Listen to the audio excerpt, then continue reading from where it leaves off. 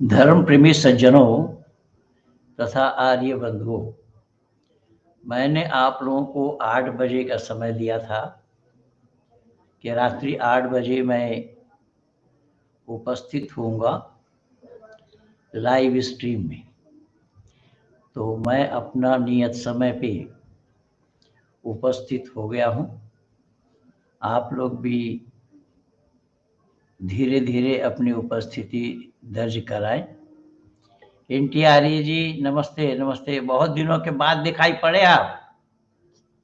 नमस्ते सभी को।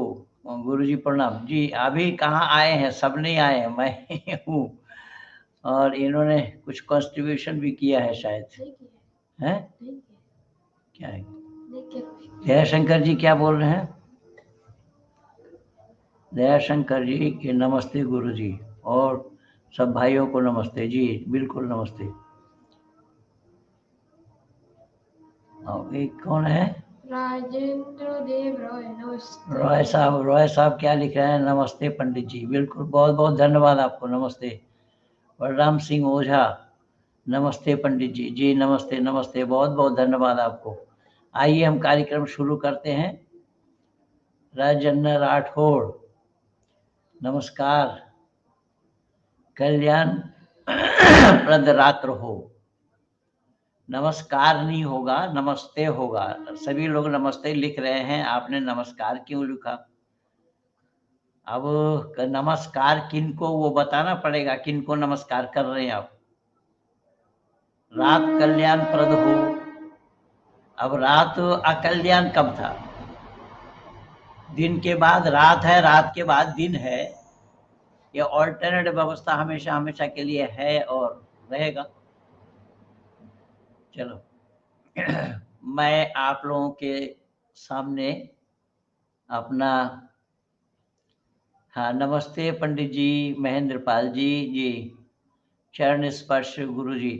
चरण स्पर्श की आवश्यकता नहीं थी बाबू, नमस्ते पर्याप्त है। नमस्ते पूर्ण वाक्य है, और नमस्ते आपका अभिवादन करता हूँ, आपका सम्मान करता हूँ, आपका आदर करता हूँ, आदि आदि सारे शब्द आ जाएंगे उसमें एक नमस्ते में। नमस्ते के साथ कोई और शब्द विशेषण जोड़ना शोभायमान नहीं है, इसलिए चरण स्पर्श ये सब बातें ठीक नहीं है लिखना। तो आइए जरा मेरे संदर्भ में लोग क्या क्या कह रहे हैं, पहले उसे सुनिए, और फिर मैं आप लोगों को दिखा रहा हूं क्या हो रहा है, क्या हुआ है। जी नमस्ते पंडित जी, मैं भी आपसे प्रभावित होकर बारह समाज मंदिर गया हूँ। आज दूसरी बार गया था, संडे को वहाँ हवन वगैरह करा।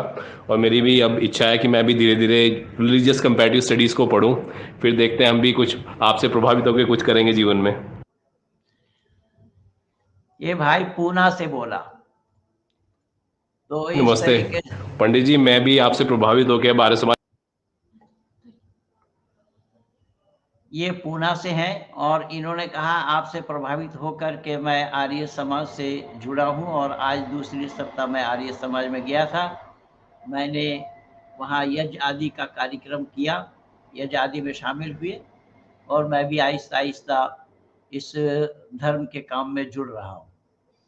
दूसरा एक भाई और प्रशंसा कर रहे हैं, जरा उन्हें भी सुनिए। जे हटा, इसको हटा करके देखा, बोलना क्यों पड़ेगा? अच्छा जुलूम में पहले दे देता रहा।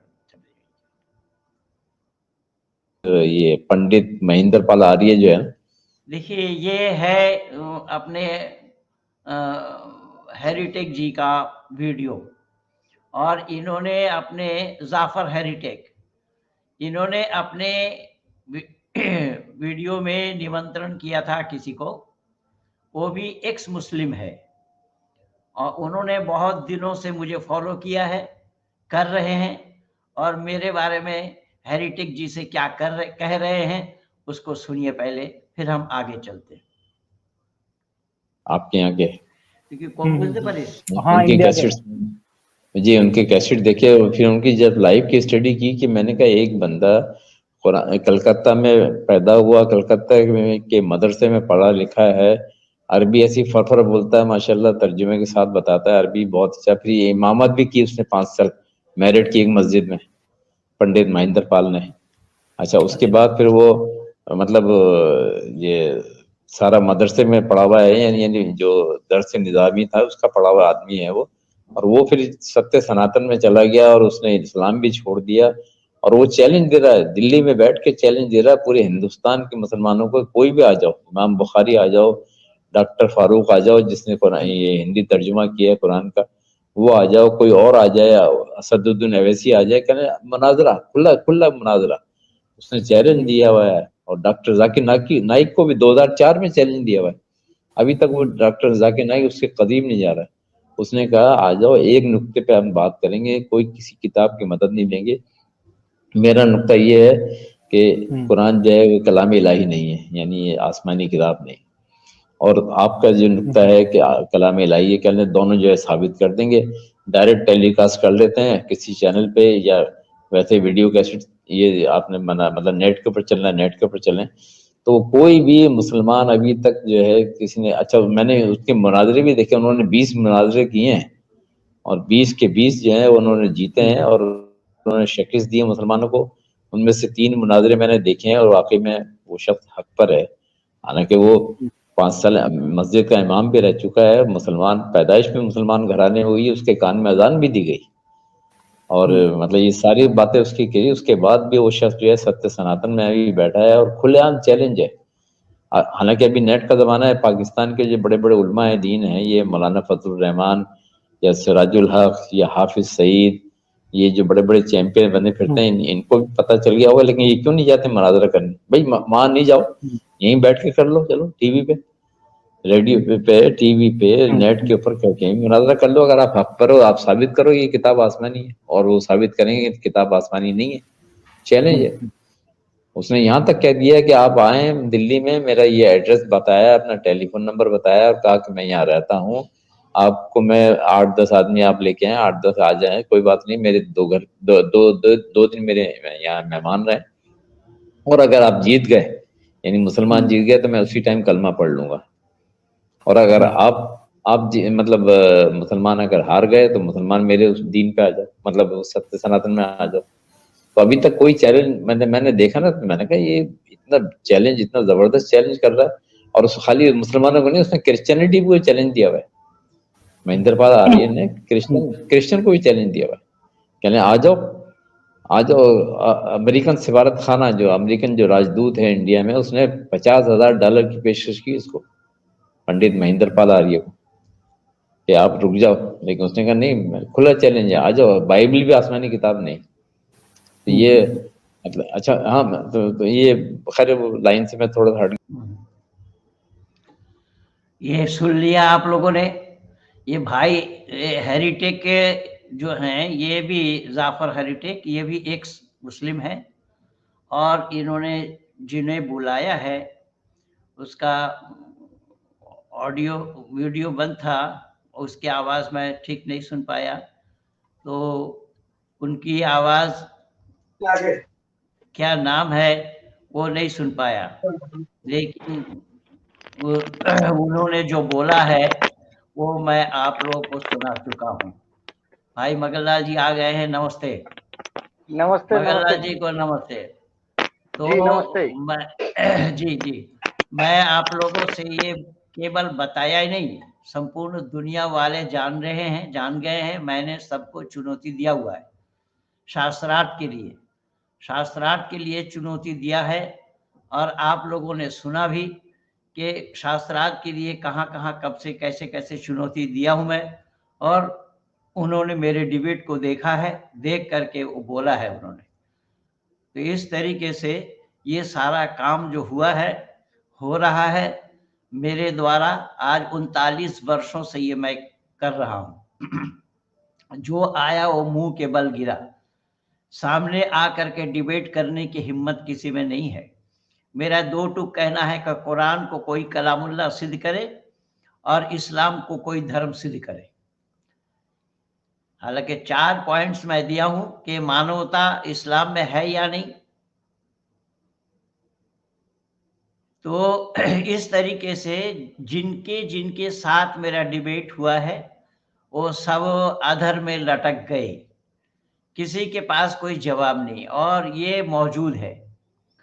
लेकिन कुछ लोग ऐसे हैं जो ये कह रहे हैं कि मैंने फजल हमदर्द को कुछ बोला है और उसने किसी के वीडियो को उजागर किया। अरे भाई, तो तुम गुस्ताखे रसूल वाला काम करोगे तो गुस्ताखे रसूल को कोई सहन क्यों करेगा? ये तो गलत बात है ना।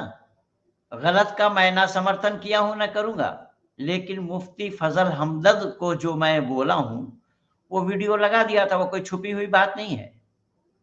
और एक नालायक के बच्चा वो कह रहा है कि मैं महेंद्र पाल को अच्छा समझ रहा था, लेकिन ये तो दोगला निकला। दोगला है कि अकेला है, सामने आकर के दिखा।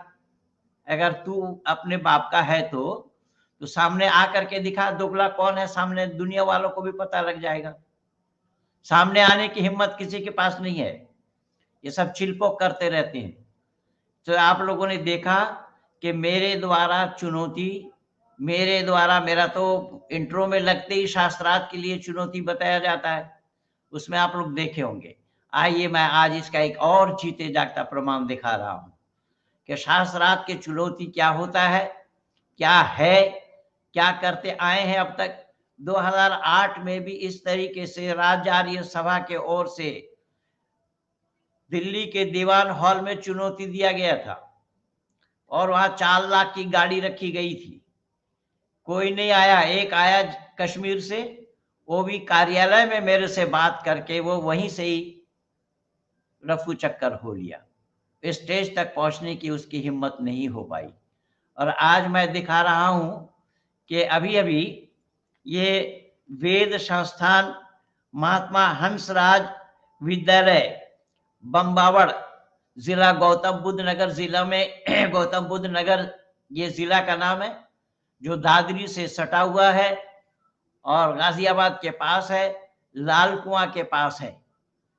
दिल्ली से आएंगे तो लाल कुआं पार करते ही आएगा बाएं साइड में ये जगह बम्बावड़, और बुलंदशहर के ओर से आएंगे तो दादरी पार करते हुए लाल कुआं से पहले ही राइट हैंड को आएगा ये बम्बावड़।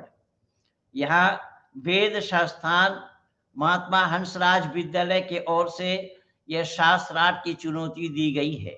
शास्त्रार्थ के विषय बिंदु इसमें लिखा गया है, बता दिया गया है। इसको आप लोग एक एक करके देख लें और वैदिक सिद्धांत को जो झूठा प्रमाणित करे। इसलिए हमारे अधिकारियों ने इसमें साफ लिखा है, सत्यमेव जयते ननितम सत्येन पंथा बीततु देवयाना। सत्य से ही विद्वानों का रास्ता प्रशस्त होता है। सत्य को कोई हरा नहीं सका आज तक और ना हरा पाएगा। जो सत्य से विमुख हैं वो इस तरीके से लफाजी करते हैं। सत्य लोगों के पास नहीं है, ये लोग केवल बुराई कर रहे हैं। ये कुरान में ये है तो इस्लाम में ये है, वो है, वो है, वो है, वो है। भाई सब है, सब जान गया क्या है, लेकिन सही क्या है वो तो बताओ। तो यहाँ पर सही क्या है वो बताया गया है। सही को बताया जाना, मानव समाज के साथ सही को उजागर करना, मानव समाज में सही को उजागर करना, सत्य का प्रतिपादन करना, ये मानवता है। इसीलिए ऋषि दयानंद लिखा है, ये जो चित्र देख रहे हैं ऋषि दयानंद का, और आज मैं विषय रखा हूं ऋषि दयानंद और अन्य महापुरुष। ऋषि दयानंद ने इन्हीं बातों को लिखा है कि सत्य को धारण करने में और असत्य को छोड़ने में सर्वदा उद्यत रहना चाहिए। किसको? मनुष्य मात्र को। अब जो लोग सत्य से विमुख हैं वो केवल दिखा रहे हैं, कोई कुरान में अल्लाह गायब बता रहा है, कोई कुरान में मोहम्मद गायब बता रहा है, कोई कुछ बता रहा है। अरे हाजिर कौन है वो भी तो बता। हाजिर कौन है ये नहीं बता पाएंगे, केवल गायब बता रहे हैं। और वो भी कोई कुछ वाला है, कोई कुछ वाला है। मैं क्या क्या बताऊं, अभी बोलूंगा तो बोलेगा कि बोलता है। तो कहने का तात्पर्य मेरा ये है कि इस तरीके से बेतुकी बातें, बेतुकी चर्चा ये लोग कर रहे हैं। आइए, अगर इस शास्त्रार्थ को देखना चाहते हैं आप लोग भी हाजिर हों।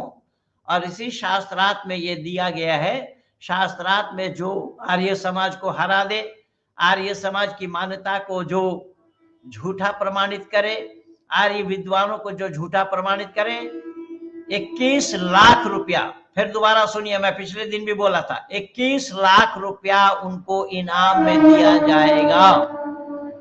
1-2 लाख नहीं, 2 के बाद 1, 2 के ऊपर 1, यानी 2 पर 1 21 होता है। 2 और 1 3 मत समझना, 2 और 1 21 होता है। 21 लाख रुपया इनाम इस डिबेट में आर्य समाज को वैदिक सिद्धांत को हराने के लिए। और इसमें शास्त्रार्थ के पॉइंट्स कुछ दिए हुए हैं, बिंदु कुछ दिए हुए हैं, इनको आप देख लीजिएगा। अगर जो हिम्मत करे तो आए शास्त्रार्थ में, स्वागत है, सबका स्वागत है। कौन आना चाहता है आए, पढ़े लिखे आदमी इसको पढ़े और विचार करे, विचार करके सामने आए तो सच्चाई का उजागर किस तरीके से किया जाता है, किस तरीके से होना चाहिए, इसमें सारा लिखा गया है। तो महर्षि दयानंद सरस्वती के ये मंतव्य हैं।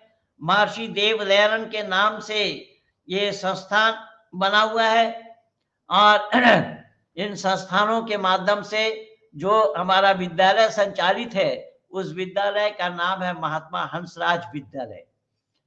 और इस बम्बावड़ में महात्मा हंसराज विद्यालय में ये कार्यक्रम संचालित हो रहा है। मैं तारीख भी बता देता हूँ, 27/2/22 को, इसी 27/2/22 को ये कार्यक्रम हो रहा है। आप लोग सादर आमंत्रित हैं। जो डिबेट के इच्छुक हैं वो भी आमंत्रित हैं, जो डिबेट के इच्छुक नहीं है, केवल देखना चाहते हैं, वो भी आमंत्रित हैं। आप लोग जरूर आइए, इसमें भाग लेकर के सच्चाई को जानिए। कौन थे महर्षि दयानंद? अब आइए महर्षि दयानंद पर मैं आप लोगों को कुछ सुनाना चाहूंगा, आप लोगों को कुछ बताना चाहूंगा कि देव दयानंद कौन थे। तो दयानंद के लिए मैं इतना कहूंगा कि दयानंद सब की तरह एक बशर थे। बशर की मानी है साधारण इंसान। क़ाला अना बशरुम मिस्लुकुम, कुरान भी अल्लाह ने कहा है कि मोहम्मद साहब के लिए कि तुम कह दो तुम भी एक बशर हो। बशर के माने साधारण मानव। बशर भी हैं और वो पैगंबर भी थे, लेकिन ऋषि दयानंद पैगंबर नहीं थे। इसीलिए देखिएगा, मेरे शब्द को ध्यान से सुने आप तो सच्चाई का पता लगेगा कि दयानंद सब की तरह एक बशर थे। न थे वो बकरी के चरैया, न वो अनपढ़ थे। जितने भी पैगंबर देखेंगे आप, पढ़ने लिखने से किसी का कोई संपर्क और संबंध नहीं रहा है। इसको अरबी जुबान में कुरान में ही अल्लाह ने उम्मी कहा है। उम्मी के माने होता है पढ़ने लिखने से जिनका कोई संपर्क और संबंध ना रहा हो। और ये अधिनायक हैं, पढ़ने लिखने से जिनका कोई संपर्क और संबंध नहीं है। लेकिन ऋषि दयानंद पढ़े लिखे लोगों में से थे, ऐसे अपढ़ों में से नहीं थे, पढ़े लिखे दिग्गज विद्वानों में से थे। ऋषि दयानंद सब की तरह एक बशर थे।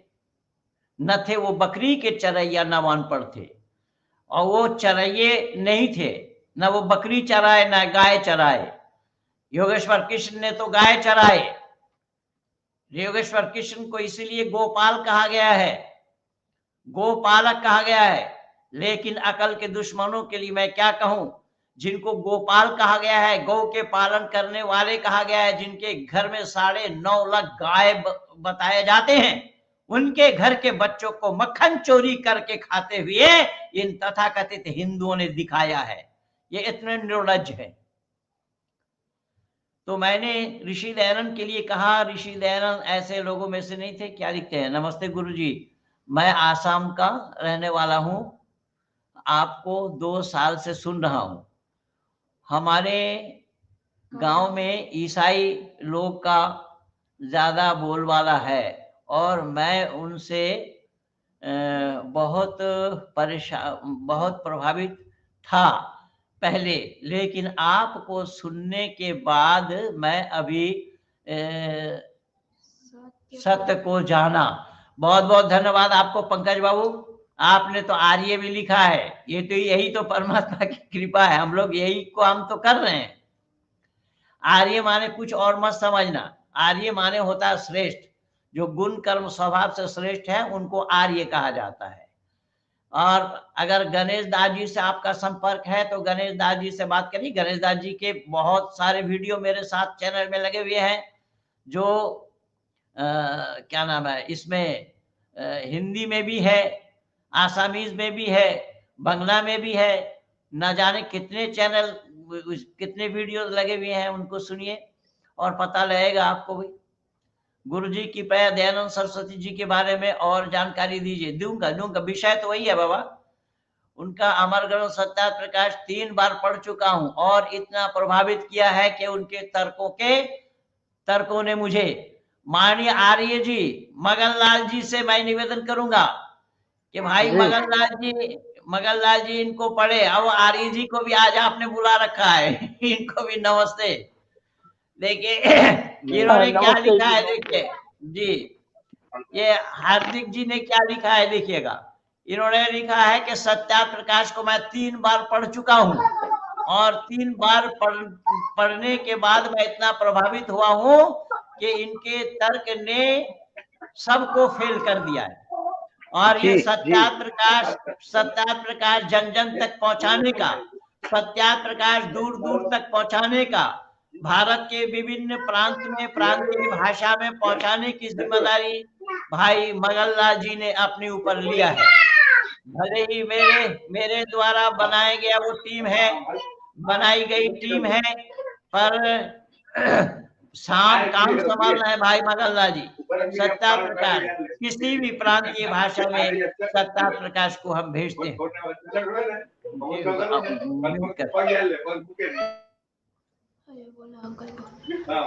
तो महर्षि देव दयानंद के बारे में बता रहा था कि दयानंद सबकी तरह एक बशर थे, न थे वो बकरी के चरैया, न वो अनपढ़ थे, न वो पैगंबर थे, न इल्हाम पर थे, न ईश्वर के अवतार जुजिया बशर थे। कुछ लोग ईश्वर के अवतार बता देते हैं, योगेश्वर कृष्ण को ईश्वर का अवतार बताते हैं, कहीं राम को ईश्वर का अवतार बताते हैं, कहीं किसी और महापुरुष को ईश्वर का अवतार बताते हैं, पर इन लोगों को ये पता ही नहीं लग पाया कि ईश्वर को अवतार लेना नहीं पड़ता, ईश्वर का अवतरण नहीं होता। अवतरण के माने होता उतरना। उतरने से पहले तो जानना पड़ेगा कि चढ़ा कहाँ रखा है। जब चढ़ाएंगे नहीं तो उतारेंगे कहाँ से आप? कहाँ चढ़ाया परमात्मा को, जरा ये बताना। और मेरी खुली चुनौती है, आइए 27 तारीख को किसी का मन करे शास्त्रार्थ के लिए। हाँ जी, बताइए क्या कहना चाह रहे हैं। वहाँ पे कितना इनाम कितना रखा है? 21 लाख रुपया, 21 लाख। तो मेरी ओर से यदि कोई पंडित महेंद्र पाल आर्य को यदि हराता है तो 1 लाख मेरा जोड़ लीजिए, 22 कर दीजिए। बहुत बहुत धन्यवाद आपको।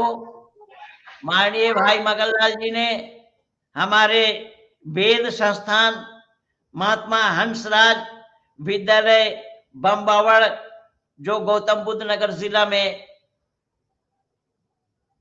उपस्थित है, मैं उनके प्रधान जी से, माननीय महेंद्र आर्य जी से ये निवेदन करूंगा कि भाई मगन लाल जी ने 1 लाख रुपया महेंद्र पाल को हराने के लिए और उसमें ऐड कर दिया है कि 21 लाख नहीं 22 लाख दिया जाएगा, जो महेंद्र पाल को भी हरा दे, उसमें आर्य समाज के साथ साथ महेंद्र पाल को भी हरा दे।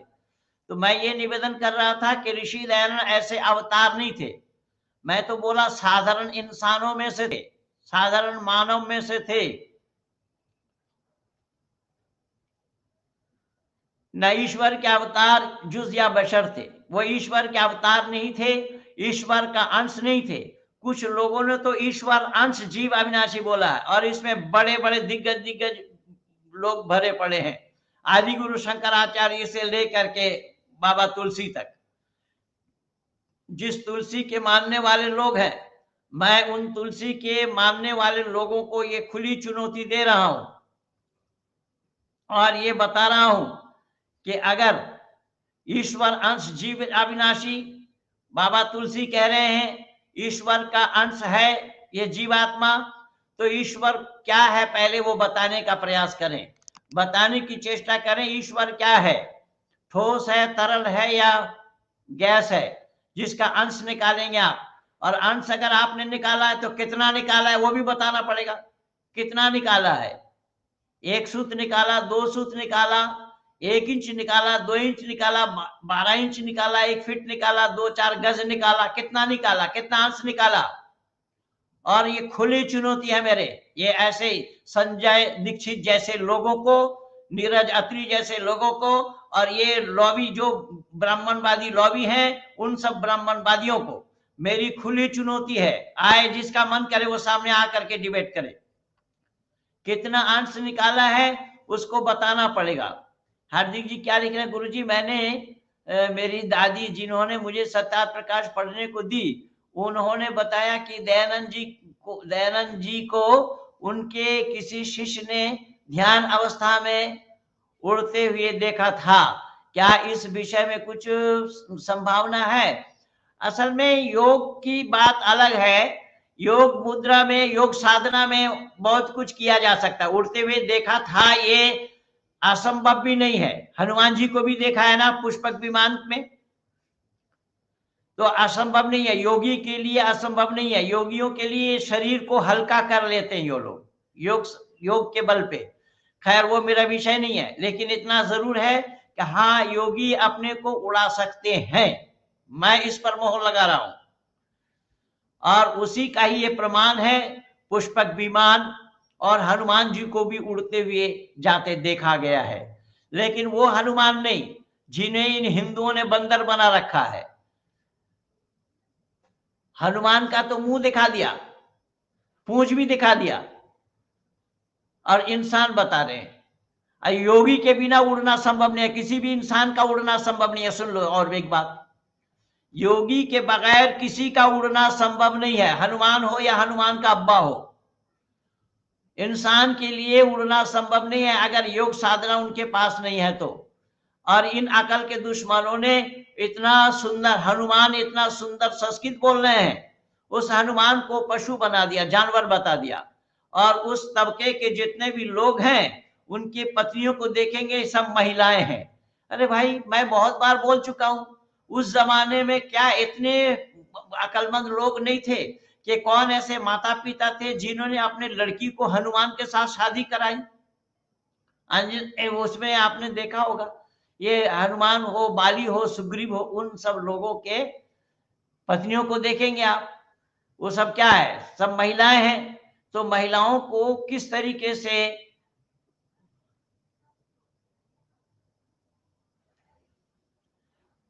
डिबेट के लिए चुनौती दिया गया है। यूसुफ चौधरी डिबेट के लिए खुली चुनौती है, आओ हिम्मत है तो आओ। 27 तारीख को अभी बताया गया है, सारा प्रमाण इकट्ठा करके दिया गया है, सारा कागज लिख करके दिया गया है। अब आर्य समाज पाखंड है या इस्लाम पाखंड है, आज वो तो दुनिया देख रही है, दुनिया समझ रही है। तभी तो इस्लाम छोड़ करके इस्लाम को अलविदा, टाटा बाय बाय कह रहे इस्लाम को। इस्लाम की टाटा बाय बाय करने वालों की बाढ़ आ गई आज, संपूर्ण भारत में नहीं विश्व में, बहुत देशों में भी इस्लाम को टाटा बाय बाय कह दिया है। यूसुफ चौधरी आओ, अगर सही में तुम वही यूसुफ हो, अरे वो यूसुफ जो यूसुफ जुलेखा के पीछे भागता रहा, वो यूसुफ जो यूसुफ जारबंद खोलने की तैयारी में था, जिस यूसुफ को कहा गया या यूसुफ लवक्तल खतियत यमहुल्लाहु इस्मिका मिन दीवानिल अंबिया, ऐ यूसुफ अगर ऐसा खता करोगे तो अंबियाओं के खाता से तुम्हारा नाम काटा जाएगा। क्या वही यूसुफ हो जो जुलेखा के साथ रोमांस था? और ये कुरान की कहानी है, ये मत समझिएगा कि मैं बाहर से बोल रहा हूं, कुरान का ही। और यूसुफ दोषी है या नहीं वो अभी अल्लाह ही मोहर लगा रहा है। वइन कुंता कमिसहु कुद्दा मिन दुबुरिन फकदबत व हुवा मिनल सादिकीन व हुवा मिनल काज़िबीन, फिर वह हुआ मिनल सादिकीन, कि यूसुफ दोषी है या निर्दोष, इसको जानने के लिए उसके सामने से कुर्ता फटा होगा तो वो दोषी है, कुर्ता पीछे से फटा होगा तो वो निर्दोष है। या अल्लाह मोहर लगा रहे हैं, ये काम अल्लाह का है। सुनो इस्लाम वालों, सुन लो तुम्हारा अल्लाह काम क्या करता है। कोई पैगंबर व्यभिचारी है या नहीं है, उस पर अल्लाह मोहर लगा रहे हैं। अच्छा एक बात और मैं बता दूं, पाकिस्तानी मुफ्ती ये कह रहे हैं, मुफ्ती मसूद, पाकिस्तानी मुफ्ती मसूद ये कह रहे हैं वीडियो में, चैनल में, कि पैगंबरों में, नबियों में अल्लाह ताला ने 80 महिलाओं की ताकत दी थी। यानी 80 महिलाओं को अपने काबू में कर सकते थे, 80 महिलाओं से सेक्स करने की क्षमता अल्लाह ने दी थी। ये मुफ्ती मसूद कह रहे हैं। फिर सुनिएगा, मुफ्ती मसूद कह रहे हैं, बंधु जरा विचार करें कि अल्लाह ने अगर पैगंबरों को, नबियों को 80 महिलाओं को कंट्रोल करने की ताकत दी थी, तो अल्लाह क्या पैगंबरों को व्यभिचारी बनाना चाहते थे? यानी फिर 80 महिला उनके लिए जोड़ना पड़ेगा, 80 महिला उनके लिए जोड़ना पड़ेगा, उनके लिए 80 महिला देना पड़ेगा, और ये सारा काम अल्लाह कराएंगे। मुफ्ती होश में आओ। और यही काम हमारे लोगों ने भी किया हुआ है। योगेश्वर कृष्ण की एक शादी थी, रुक्मणी उनकी पत्नी थी, उसे छोड़ करके 16,108 पटरानियां लगा दी। ये हिंदू अकल के दुश्मन, ये तथाकथित हिंदू हैं, ये अकल के दुश्मन है। 16,108 पटरानियां उनके गले में बांध दिया।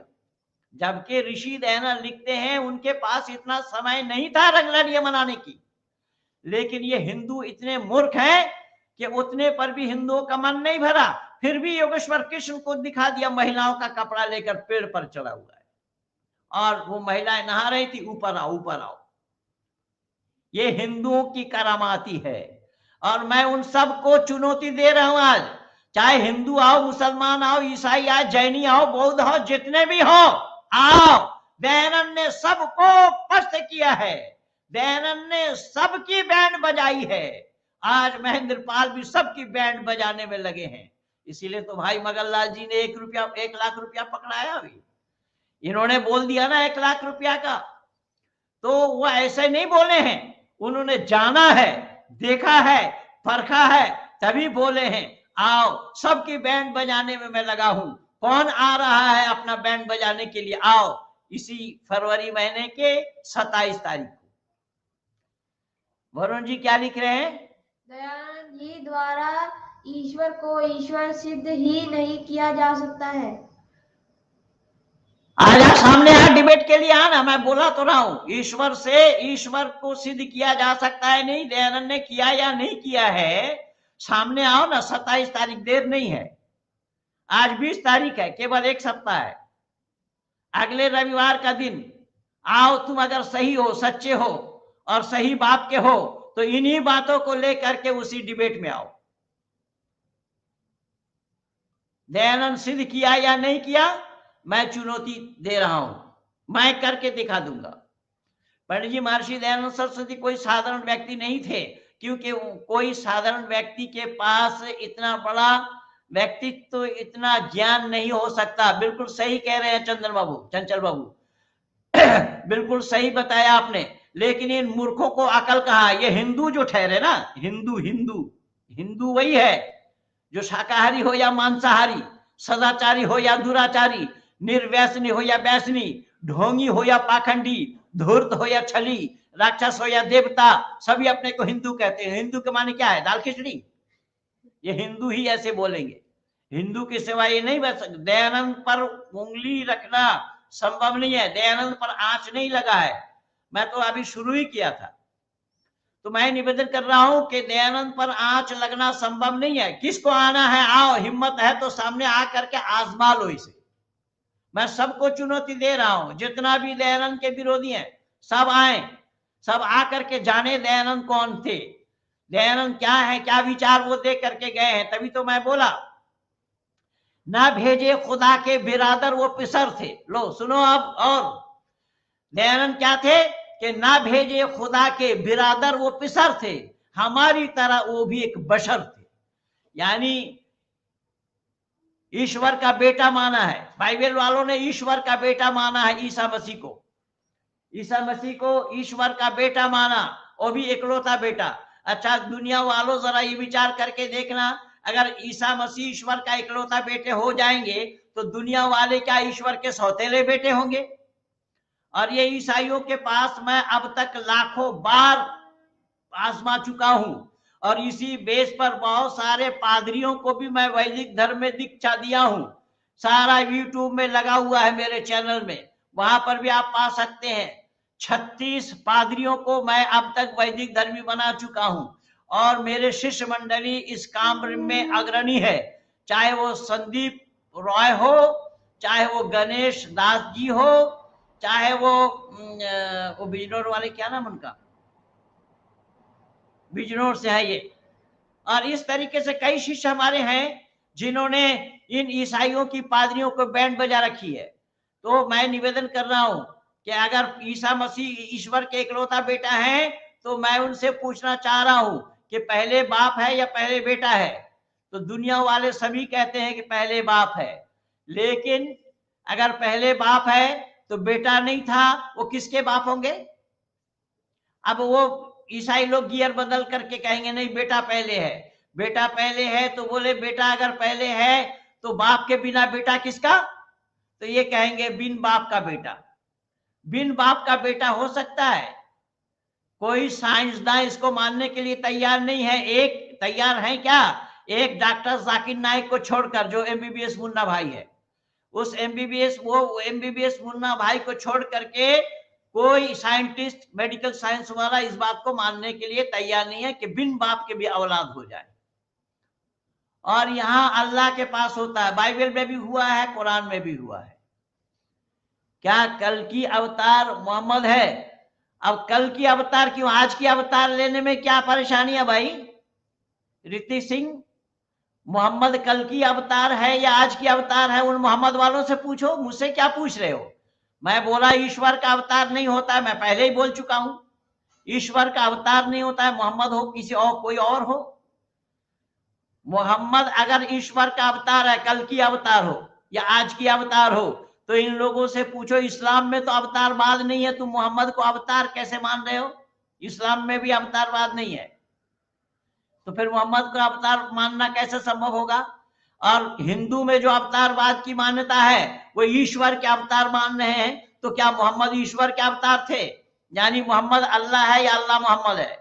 ये तो बरेलवी वाले मान रहे हैं अल्लाह मोहम्मद है, मोहम्मद अल्लाह है। बोले मोहम्मद का मीम पहला लेटर है, मीम पर पर्दा पड़ा हुआ है, पर्दा उड़ जाए तो मोहम्मद अल्लाह है, अल्लाह मोहम्मद है, ये कहते हैं। और यहां तक कहते हैं बरेलवी वाले, गुस्ताख हैं वो लोग जो कहते हैं बशर है, वो बशर भी नहीं मानते, मानव भी नहीं मानते। चंचल बाबू क्या लिख रहे? महर्षि दयानंद सरस्वती कोई साधारण व्यक्ति, तो अभी पढ़ के सुनाया था भाई, वही देखिए, बस थोड़ा सा और भी है। सप्ताह के बाद ये, लेकिन देश के गद्दारों ने उन्हें मार कर भारत, मार कर भारत को 1000 साल पीछे भेज दिया। जी बिल्कुल सही कह रहे हैं चंचल बाबू। ये ऋषि दयानंद को इसी सच्चाई के कारण ही जीने नहीं दिया, और मारने में सबका हाथ है, हिंदू का, मुसलमान का, ईसाइयों का, सबका हाथ है, सबने मिल करके मारा है, क्योंकि सबके लिए ऋषि दयानंद आड़ बन चुके थे। गुरुजी क्या योगेश्वर श्री कृष्ण जी सच्ची ऐसी ही कहा था कि मैं ही भगवान हूं? कृपया शंका दूर कीजिए, आपका बहुत आभार। भाई मैं ही भगवान हूं, भगवान तो अगर कहे तो कोई अतिशयोक्ति नहीं है, भगवान तो माना जाना संभव है। भगवान ऐश्वर्यवान को कहा जाता है, ऐश्वर्यशाली को कहा जाता है, जो ऐश्वर्यवान है, ऐश्वर्यशाली है, उनको भगवान कहें कोई आपत्ति नहीं है, लेकिन ईश्वर नहीं थे। अगर योगेश्वर कृष्ण को आप ईश्वर मानेंगे तो वासुदेव को क्या मानना पड़ेगा? ईश्वर का बाप क्या मानोगे? देवकी को क्या मानोगे? ईश्वर की मां। और कंस को क्या मानोगे? ईश्वर का मामा। अरे चुल्लू भर पानी में डूब मरो। हिंदुओं तुम्हारे लिए तो मुंह छुपाने के लिए भी जगह नहीं है। हिंदू जानता ही नहीं है कि सच क्या है। योगेश्वर कृष्ण को पढ़ने के लिए ऋषि बंकिम चंद्र चट्टोपाध्याय को पढ़ो, बांग्ला भाषा में लिखा है उन्होंने कृष्ण चरित्र, और उसी का सहारा लेकर के पंडित चमुपति एमए ने हिंदी में लिखा है योगेश्वर कृष्ण। ऋषि दयानंद इसी का ही हवाला दिया है सारा। लोग पढ़ना चाहते नहीं है, जानना चाहते नहीं है, खामखा बकवास करते हैं। इसलिए मैंने निवेदन किया ना भेजे खुदा के बिरादर वो पिसर थे, हमारी तरह वो भी एक बशर थे। दयानंद ने जबकि वेदों को देखा, बगौर उनकी मख्फी रमूजों को देखा, यकायक सदा उनके अंदर से आई कि वेदों से जहां की होगी भलाई। ऋषि दयानंद ने जबकि वेदों को देखा, वेदों को देखने के बाद उनके मन के अंदर से यह आवाज निकली कि दुनिया वालों की भलाई हो सकती है केवल और केवल वेद से। वेद के द्वारा ही दुनिया वालों की भलाई होना संभव है।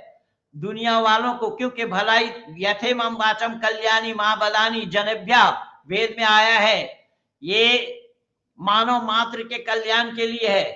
कुछ लोग तो कोई कुरान पर रिसर्च कर रहे हैं, कोई फतवा आलमगीरी बना रहे हैं, कोई कहां से गिरी और पड़ी, ये सब कर रहे हैं, लेकिन वेद पर करने के लिए हिम्मत नहीं है, वेद पर बोलने के लिए हिम्मत नहीं है। वेद के बारे में इनको जानकारी नहीं, इन लोगों को जानकारी नहीं है। मैं नीरज अत्री को भी सुन रहा था 1-2 दिन में, कुरान के ऊपर बोल रहा है। अरे कुरान के ऊपर बोलो, तुम अपना हिंदुत्व को तो उजागर करके दिखाओ। हिंदू में क्या है? हिंदू में तो ऐसी बदबूदार चीजें हैं जो नाक में कपड़ा रखना पड़ेगा, जनमानस में तुम बोल भी नहीं पाओगे हिंदू क्या है इसको। उपेंद्र आर्य जी क्या लिख रहे हैं? आपका वीडियोस देख देख के मैंने देख मैं तेलुगु में भी सत्यात प्रकाश स्टार्ट किया स्टार्ट किया। बहुत बहुत धन्यवाद उपेंद्र बाबू आपको। और आवश्यकता पड़ी तो वैदिक साहित्य मांगेंगे आप वैदिक साहित्य के पढ़ने की आप इच्छुक है तो वैदिक साहित्य मांगेंगे आप भाई मगनलाल जी से 8668353076 नंबर पर। तो आपको ये इस नंबर पे आप संपर्क करेंगे तो ये आपको आपके पास पुस्तक आ जाएगी। वैदिक साहित्य क्या बोल रहे थे? तो आपने नितिन कुमार वैदिक धर्म, पंडित जी आपके आशीर्वाद से कल पादरी को निरुत्तर किया। देखिए मैं नहीं कह रहा हूं, ओ दुनिया वालों सुनो, जरा सुनो सुनो सुनो सुनो, दुनिया वालों सुनो, हमारे बच्चे आज किस तरीके से अपनी तैयारी की है, किस प्रकार अपनी तैयारी की है, अपनी तैयारी कहां कहां से जुटाया है। हमारे नितिन कुमार जी क्या लिख रहे हैं? पंडित जी आपके आशीर्वाद से कल एक पादरी को मैं निरुत्तर किया। ऑडियो व्हाट्सएप पर करूंगा, व्हाट्सएप पर मेरे पास भेज दीजिएगा, मैं अपने चैनल में लगा दूंगा।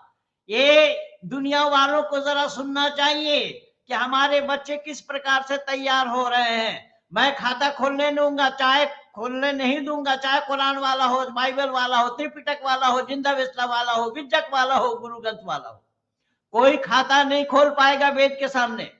वेद एक अलग स्थिति में है, वेद सर्वोपरि है। पंच जनामहोत्रम जो शुद्धम, वेद विश्व के जनों के लिए है। वेद कोई व्यक्ति विशेष के लिए नहीं, वेद कोई संप्रदाय के लिए नहीं, किसी मुल्क वालों के लिए नहीं। पंच जनामहोत्रम, अरे सामने आ 27 तारीख को, आप फालतू बकवास मत कर। क्या बोल रहा, क्या हिस्ट्री है? जुलेखा वाली स्टोरी फॉल्स है, उसकी वजह से आप इस्लाम पर मजाक नहीं उड़ा सकते। क्यों नहीं उड़ा सकते? उड़ा तो रहे हैं, उड़ा नहीं सकते। रोक ले तो मुझे, है तेरे में हिम्मत, मुझे रोक ले। मजाक कैसे उड़ा रहे हैं? मजाक मैं उड़ा रहा हूं या अल्लाह ने मजाक उड़ा रखा है? पढ़ कुरान को, सूरह यूसुफ पढ़ पूरा। चलो मुझे तुम्हारे दीन के बारे में जानना है, कौन सी किताब से स्टार्ट करूं? सत्यार्थ प्रकाश से स्टार्ट करो। सत्यार्थ प्रकाश तुम्हें मंगाना नहीं पड़ेगा, इंटरनेट में भी पा जाओगे। इंटरनेट पे भी सारे भाषाओं में, सभी भाषाओं में सत्यार्थ प्रकाश उपलब्ध है। इंटरनेट से आप लोग डाउनलोड कर सकते हैं, इंटरनेट से आप लोग ले सकते हैं। उर्दू से उर्दू वाली लीजिए, हिंदी वाली लीजिए, जो भाषा आपकी मातृभाषा उसी भाषा में मंगाइए। और ये उसमें सत्यार्थ प्रकाश में कुरान में क्या है उसको, उस पर भी ऋषि दयानंद ने टिप्पणी की है। ये जुलेखा के साथ उपहास मैं क्यों करता? जुलेखा के साथ तो ये जो घटना घटी है वहां पर अल्लाह ने तो यहां तक बता दिया है कि जुलेखा जब यूसुफ के ऊपर मोहित हो गई और महिलाएं कोसने लगी कि एक सेवक के ऊपर, एक गुलाम पर इस तरीके से, तो जुलेखा ने क्या करी, सभी महिलाओं को लाइन से बिठा दिया, उनके हाथ में फल रख दिया, फल, और चक्कू दे दिया काटने के लिए कि यूसुफ को जब लेकर के आऊंगा तो फल काटना। और कुरान कह रहा है कि फल काटने के बजाय सब महिलाएं अपने अपने हाथ काट डाली यूसुफ के हुस्न को देखकर। ये है कुरान में किस्सा, नकुस्सो नहनु नकुस्सो अलैका हसनल क़सस। मैं नहीं कह रहा हूं, कुरान खुद कह रहा है, पूछ अल्लाह को।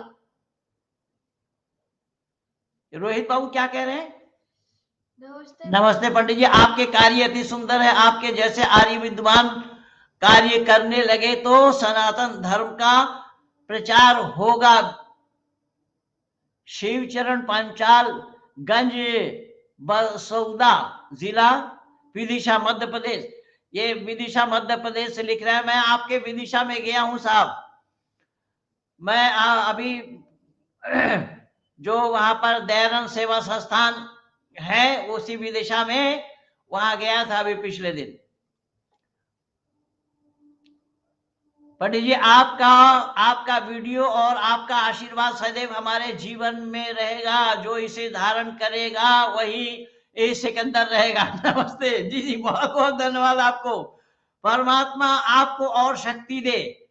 अब इन्होंने लिखा कि जो इसे धारण करेगा वही सिकंदर रहेगा, इसमें कोई संदेह नहीं है। सब देख लिया दुनिया वालों ने।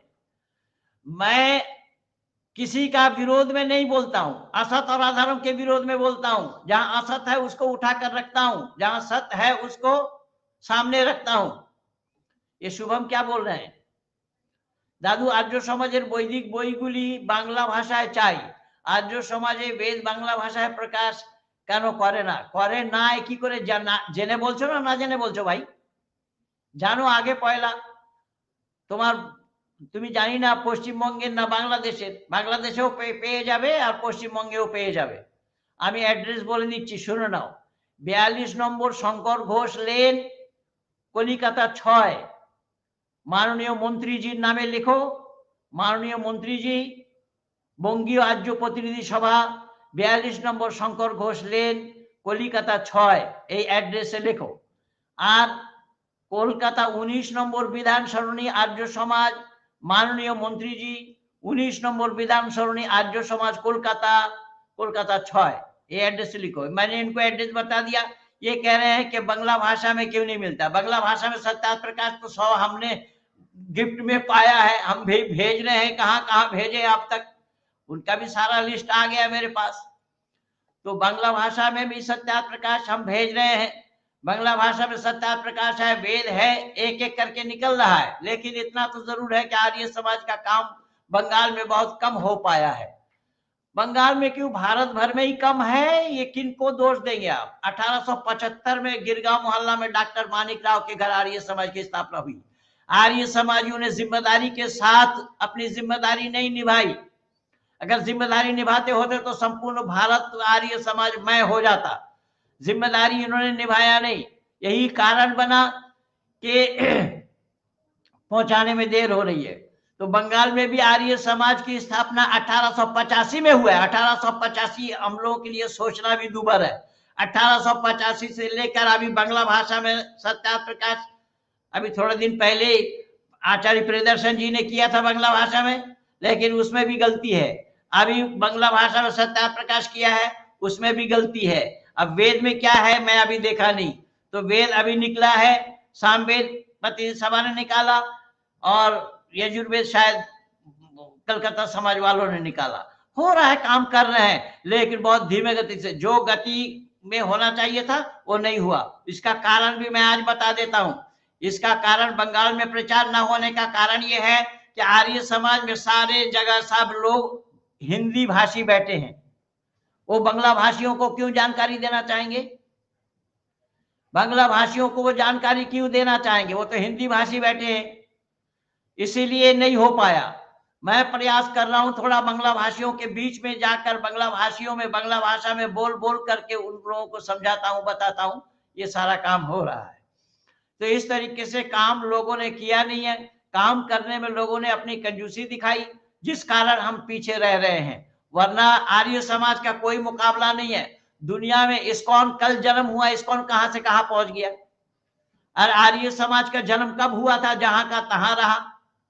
इसका कारण क्या है? इसका कारण यह है कि यहाँ गैर जिम्मेदार लोग बैठे हैं, यहाँ पर चापलूस और वो लोग बैठे हैं। सत्या प्रकाश पढ़ लिया है, उसके अलावा क्या पढ़े? सत्या प्रकाश पढ़ लिया है, उसके अलावा ऋग्वेद आदि भाष्य भूमिका पढ़िए, उसके अलावा ऋग्वेद आदि भाष्य भूमिका पढ़िए। पंडित चंपति एमए का 14वीं का चांद पढ़िए, रामचंद्र लेखावली पढ़िए, गंगा प्रसाद उपाध्याय जी की गंगा ज्ञान गंगा सागर पढ़िए। ये सब खजाना है। विश जी ने क्या लिखा? नीरज विश जी ने कंट्रीब्यूशन किया है, धन्यवाद।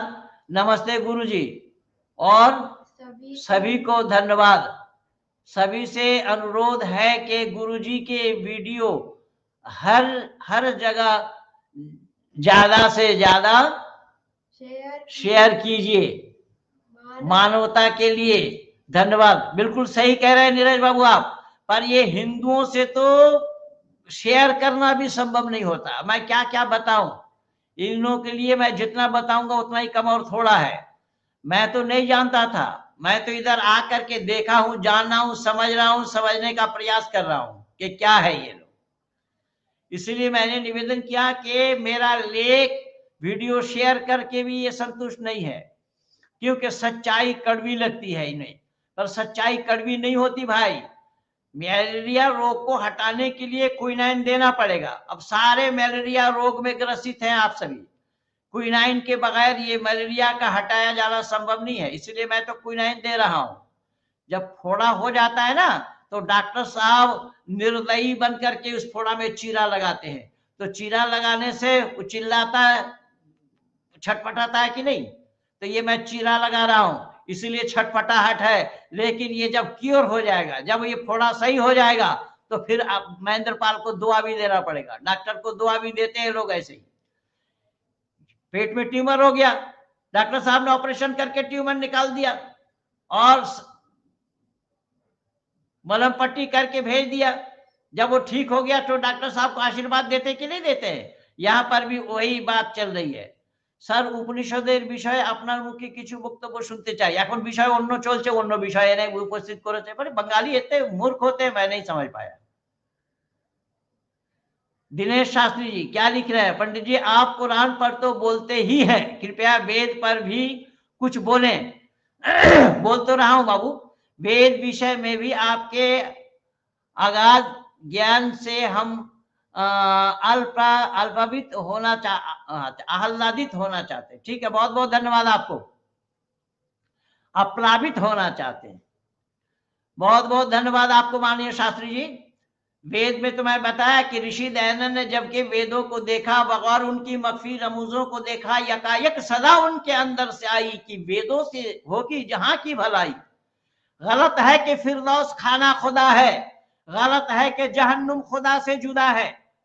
ये देखो इनकी मान्यता, देखो कितना अंधविश्वास है, सब अंधविश्वास। इसीलिए हमारे रोजड़ वाले बंदेश्वर मुमुक्षु जी कहते हैं कि अरे पानी तो पानी है, नल का पानी अलग है और नाला का पानी अलग है। जितने भी मत मतांतर है, मत मजहब है, वो सब मत मजहब नाला के पानी है, और वेद आर्य समाज ये नल का पानी है। इसीलिए पीना कौन सा पानी है, आप लोगों को विचार करना है, आप करो। उपेंद्र जी फिर क्या लिख रहे हैं? पंडित जी आप कभी हैदराबाद आए हैं? हैदराबाद एक दो बार नहीं आए उपेंद्र बाबू, बहुत बार आए हैं। हैदराबाद में मेरी बेटी भी पढ़ी है, आलियाबाद में, गुरुकुल में। सिकंदराबाद में मैं बहुत बार गया हूँ। सिकंदराबाद में जब शताब्दी मनाया था उस समय भी गया हूँ, आज से लगभग 25 साल पहले, 2006 में। हाँ 2006 में याद आया, क्योंकि उसी समय मैं पहली बार हॉलैंड गया था और वहां से आने के बाद ही मैं हॉलैंड गया था, इसलिए मुझे याद है 2006 का। तो मैंने निवेदन किया कि ऋषि दयानंद ने जबकि वेदों को देखा, बगौर उनकी मख्फी रमूजों को देखा, यकायक सदा उनके अंदर से आई कि वेदों से जहां की होगी भलाई। गलत है कि फिरदौस खाना खुदा है, गलत है कि जहन्नुम खुदा से जुदा है। अब देखिएगा, ईश्वर अगर सर्वव्यापक होंगे, अल्लाह अगर जर्रे जर्रे में होंगे तो जहन्नुम में भी होना पड़ेगा, लेकिन अल्लाह इनका जर्रे जर्रे में नहीं है। और इनको ये पता नहीं, ये हज के लिए जाते हैं ना, वहां एक पिलर गड़ा हुआ है, उसे शैतान समझकर कंकड़ मारते हैं, जब वो शैतान नहीं है। जब वो शैतान नहीं है उसको शैतान मानना ये मानवता है या मानवता विरुद्ध आचरण है? और संपूर्ण इस्लाम वाले कर रहे हैं, चाहे वो देवबंदी हो, बरेलवी हो और अहले हदीस हो और जे हदीस हो, जो यानी जो कोई भी हो, ये सब उसी पर ही टूट पड़ते हैं। कैसा? पत्थर मारने में, संग अस्वद को बोसा देने में। ये तो सब इनका कार्य है। तो जहन्नुम खुदा से जुदा नहीं है। किसी ने खुदा को खिलाया पिलाया, किसी ने खुदा को ज़ब्बा चढ़ाया। खुदा को खिलाने पिलाने वाले लोग कौन है? खुदा को खिलाते पिलाते हिंदू घराने वाले। हनुमान जी के मूर्ति में ये बल्फी डड्डू महिलाएं ठोसती रहती हैं। इन्हें खूब पता है कि खाती पीती नहीं है, हनुमान जी खाएंगे नहीं और ना पिएंगे, तो इसी जो खाएंगे नहीं उनको खिलाएंगे, जो खा सकते हैं उनको नहीं खिलाएंगे। आपने देखा नहीं, पिछले दिन क्विंटल के क्विंटल दूध बहा दिया गया नाली में, बोले हनुमान जी दूध पी रहे हैं। शिव को दूध पिला रहे थे, अब ना मालूम किनको पिला रहे हैं। तो जो दूध पिएंगे उनको यूरिन फॉल करने के लिए जाना पड़ेगा कि नहीं? कितने बार ले गए वॉशरूम में उनको? और शरीर में नस नाड़ियां हो तो दूध पीना संभव है। अभी यही दूध तो ये लोग चढ़ाते रहे हैं। अभी इसी दूध चढ़ाते हुए मैंने अभी अभी देखा एक को, अभी अभी, आज नहीं, अभी कई दिन पहले, वसीम रिजवी को। वसीम रिजवी को मैंने देखा एक पाखंडी सन्यासी के चंगुल में फंसकर उसने हिंदुत्व को अपनाया, और जिस दिन हिंदुत्व को अपनाया उसी दिन ही दूध मिला पानी शिव में चढ़ा रहा है। दूरदर्शन में दिखाया जा रहा है, एक चैनल में दिखाया जा रहा, चैनल में उसके पट्टी में लिख करके आ रहा था नंबर। मैं उसको रोक करके उसे नंबर में मिलाया, तो नंबर में मिलाया, उसे बात की मैंने पूछा कि भाई ये क्या है, ये आप कौन है? तो बोले हम तो चैनल वाले हैं, जो ये चैनल हम चला रहे हैं इसी में ही दिखाया जा रहा है। मैंने कहा कि दूध में पानी मिला है या पानी में दूध मिला चढ़ा रहे हो? उसने उस सीन को हटा दिया। ये सच्चाई है, इसलिए हिंदू जानता ही नहीं है कि किसको कौन खाते हैं कौन पीते हैं। इसलिए मैंने बोला ना, किसी ने खुदा को खिलाया पिलाया, किसी ने खुदा को ज़ब्बा चढ़ाया। खुदा को खिलाने पिलाने वाले ये हिंदू घराने के लोग हैं। हाँ, कुरान अल्लाह की किताब नहीं है, वो तो मैं कह ही रहा हूं, तुम्हें कहने की आवश्यकता क्या पड़ी? भाई तुम कहोगे तब मैं बोलूंगा। क्या नंबर है? 8823। किसी एक ने लिखा है कि कुरान अल्लाह की किताब नहीं है, व्हाट्सएप में लिखा है, इसका नंबर है 8824338748। इन लोगों, इनसे आप लोग पूछिए जरा कि तुम्हारे बताने पर तब महेंद्रपाल जी बोलेंगे। हमें सुझाव दे रहे हैं कि क्या है कुरान अल्लाह की किताब है या नहीं है, मुझे जानकारी नहीं। आप 39 साल से काम कर रहा हूं, यानी ढूंढो, एक मिलते हजारों। क्या कहना चाहते हैं आर्य जी, बताइए। शास्त्री जी की जो कमेंट है ले लीजिए थोड़ा, दिनेश शास्त्री। हाँ, दिनेश शास्त्री की जो कमेंट है, पंडित जी सत्यार्थ प्रकाश, दिनेश शास्त्री जी की जो कमेंट है उसको ले लीजिए। पढ़ लिया तो अभी तो पढ़ के सुनाया। न न न न न अच्छा, दिनेश शास्त्री जी, कौन है दिनेश शास्त्री? देख, यही तो पढ़ा अभी। अच्छा, ये इन्होंने दोबारा लिखा, पंडित जी सत्यार्थ प्रकाश में कुछ पुस्तकों से बातें तो लिखी है, परंतु हमें खोजने पर भी मूल पुस्तक के संदर्भ में नहीं मिला। इसमें भी आपकी मदद चाहिए होगी। तो ठीक है, मैं आपके साथ हूँ दिनेश बाबू, कहा मैं आपसे अलग हूं।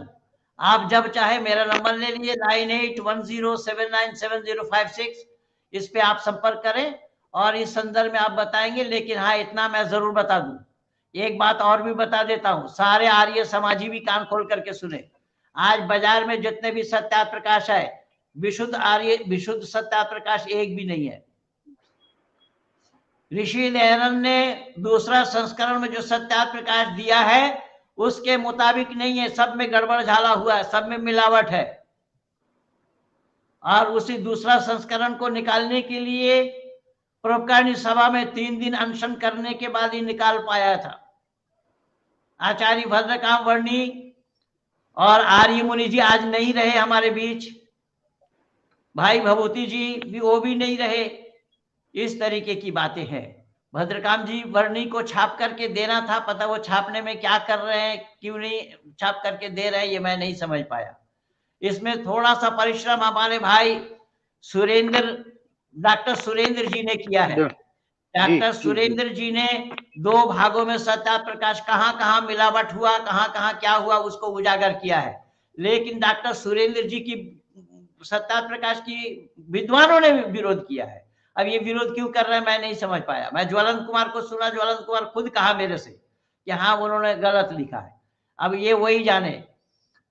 लेकिन मैं निवेदन कर रहा हूं, डॉक्टर सुरेंद्र कुमार जी की सत्या प्रकाश 2 भागों में है, उसे जरूर आप लोग पढ़िएगा, उसे मंगवा करके देखना आप लोग। सत्या प्रकाश को उन्होंने 2 भागों में बांटा है, उसमें मिलावट कहाँ कहाँ किया, क्या क्या किया, कैसे कैसे किया, और मिलावट करने में किन किन लोगों का हाथ है वो भी मैं आज आप लोगों को बता देता हूं। दैवीकरणी एक है जो पुस्तक बेचता है, अपने को आचार्य कहते हैं। ये अगर ज्यादा जानना चाहते हैं तो हमारे भाई अशोक जी को पढ़ना, नवलखा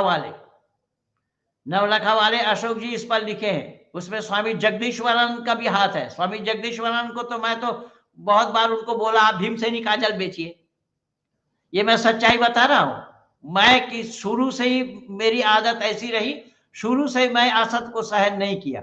अरे असत को सहन करना होता तो माँ बाप से हमारी लाठी बजी थी। हमने जब उनको असत के कारण छोड़ा तो तुम कौन हो भाई।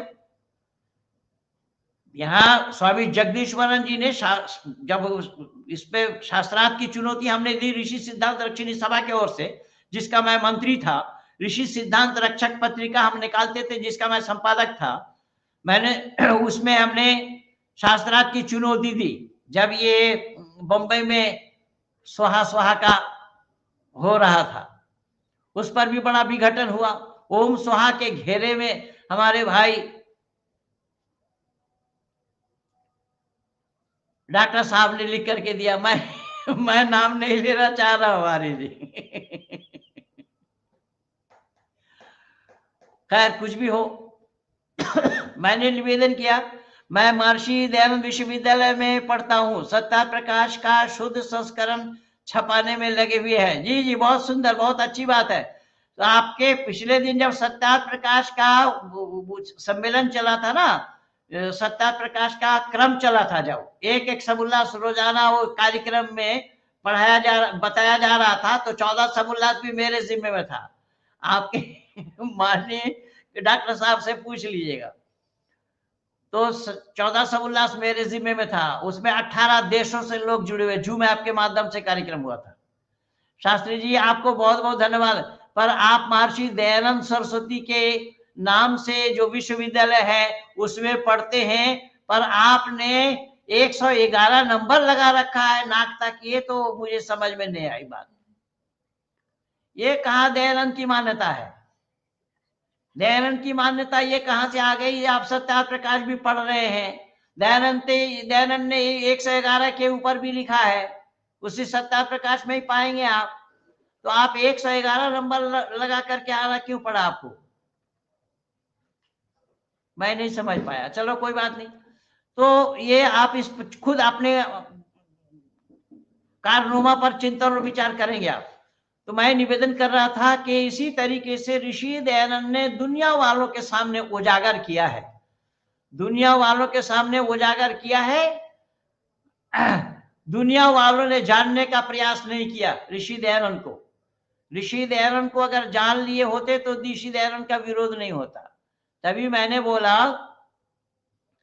गलत है कि फिरदौस खाना खुदा है, गलत है कि जहन्नुम खुदा से जुदा है, गलत है कि खुदा एलची भेजता है जो हर शय में मौजूद है, उसे हाजत भी क्या है। किसी ने खुदा को खिलाया पिलाया, किसी ने खुदा को ज़बह चढ़ाया, किसी ने खुदा को गलीचा बिछाया, किसी ने खुदा को दोशाला उड़ाया। कहा उपनिषदों ने ऐ जमाने के लोगों, नहीं वो खुदा है जिसे तुम पूजते हो। उपनिषद में क्या बोला? क्या है दुनिया के लोगों, वो खुदा नहीं है जिसको तुम पूज रहे हो। तो खुदा कौन है कैसे जानना पड़ेगा? तो ऋषि दयानंद ने इसका जवाब दिया, खिलाता है खाता नहीं वो खुदा है। खुदा खिलाता है, खुद खाने का हाजत नहीं रखता। लेकिन इन हिंदुओं के दिमाग में ये बात नहीं आई। हिंदू इन बातों को जानने का प्रयास ही नहीं किया कि जो खाता नहीं है उसी को ही खिलाने में ये लोग लगे हुए हैं। कितना बड़ा दुर्भाग्य है इन हिंदुओं का। ये हिंदू घराने के लोग जो खिलाने खाने की हाजत ही नहीं रखते हैं, उसी को समझ करके खिला रहे मूर्ति को, और नाम लिया जा रहा है परमात्मा का। अरे चुल्लू भर पानी में डूब मरो, कहाँ है तुम्हारे लिए जगह? कोई जगह नहीं है धरती पर। ये मानवता पर कुठाराघात हो रहा है। इसलिए मैंने बोला पिलाता है पीता नहीं वो खुदा है। परमात्मा खुद पीने की हाजत नहीं रखते। रुलाता है रोता नहीं वो खुदा है। परमात्मा का एक नाम रुद्र है, रुद्र माने रुलाने वाला। परमात्मा रुलाता है, लेकिन काशी व अयोध्या में गुरुजी से पढ़े होने से संस्कार है तिलक का। भाई काशी अयोध्या में पढ़े तो ठीक है, उसमें हम मना नहीं कर रहे हैं, बहुत अच्छी बात है काशी अयोध्या में पढ़े हैं। लेकिन जब दयानंद के पास गए थे तब तो 111 नंबर हटाना था। और दयानंद के यूनिवर्सिटी वालों ने कैसे सहन कर लिया इसको? जब आप दयानंद रोहतक विश्वविद्यालय दयानंद विश्वविद्यालय में पढ़ रहे हैं, आप बता रहे हैं, तो 111 नंबर लेकर के कैसे गए? तो आपका संस्कार वो तिलक वाला संस्कार है, उसके लिए आर्य समाज में या वैदिक सिद्धांत में कोई गुंजाइश नहीं है। इसलिए मैं निवेदन करूंगा, परमात्मा के साथ इन सब चीजों की हाजत नहीं होती। जो लोकाचार के साथ है, मानव के साथ जुड़ा हुआ है, मानवकृत कार्य परमात्मा का नहीं है। मानव अलग है, परमात्मा अलग है। मानव का काम परमात्मा के मर्यादा के खिलाफ होने के नाते नहीं करता, और परमात्मा का जो काम है वो मानव नहीं कर सकता, क्योंकि उसके परमात्मा के शान के खिलाफ है। इसलिए परमात्मा उस काम को नहीं करते। परमात्मा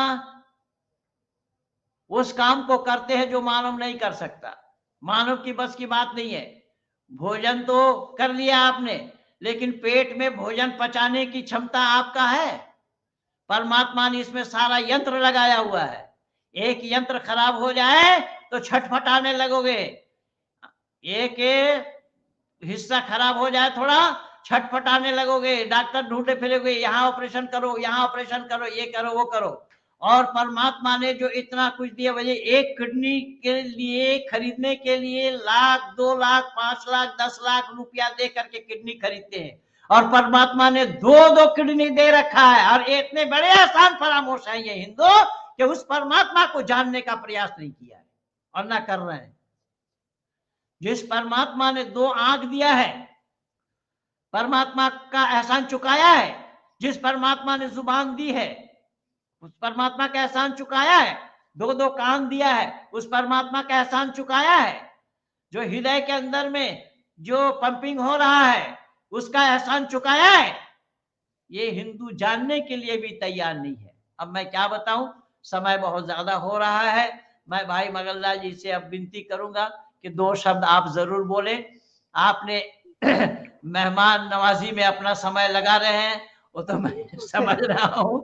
परिवार में लोग आए हुए हैं, और ये भाई साहब से मेरा परिचय नहीं हो पाया। अब आने के बाद आपके दरवाजे तक पहुंचने का प्रयास करूंगा। अब की बार जरूर प्रोग्राम बनाएंगे। भाई मगललाल जी बताइए, कुछ बताइए आप। जी नमस्ते जी। नमस्ते नमस्ते। अब जो बताने का है वो तो आप बता ही रहे हो, परंतु उसको ग्रहण करना ये सुनने वाले का दायित्व है। जितना जितना सुना है उस पर वो चिंतन मनन विचार करे और उसमें उसका निधिध्यासन करके उसमें से निश्चय करे कि कितना ठीक है अथवा मैं इसमें से कितना समझ पाया हूँ। और समझ कर वो अपने जीवन में उतारे, स्वयं भी लाभ उठाए, औरों को भी लाभ दे, समाज को, राष्ट्र को, परिवार को, सबको लाभान्वित करे और स्वयं भी सुखी रहे और औरों को भी सुख पहुंचावे। बस यही मेरा निवेदन। ऐसा है, मैं इन्हीं शब्दों के साथ चाहूंगा कि वाणी को आज भर के लिए यहीं पर विराम दिया जाए। अगले 25 तारीख को, 25 नहीं 24 तारीख को बृहस्पतिवार को मैं फिर आ रहा हूं आप लोगों के बीच, क्योंकि अगले रविवार को मुझे रहना नहीं है और रविवार को उसी शास्त्रार्थ के लिए हम जा रहे हैं। उस शास्त्रार्थ में कौन कौन आ रहे हैं उसे भी देखेंगे। इसलिए 24 तारीख को मैं आप लोगों के साथ जुड़ूंगा, इसी विषय को थोड़ा सा और आगे बढ़ाने का प्रयास करूंगा। आज भर इन्हीं शब्दों के साथ कहिए भारत माता की जय।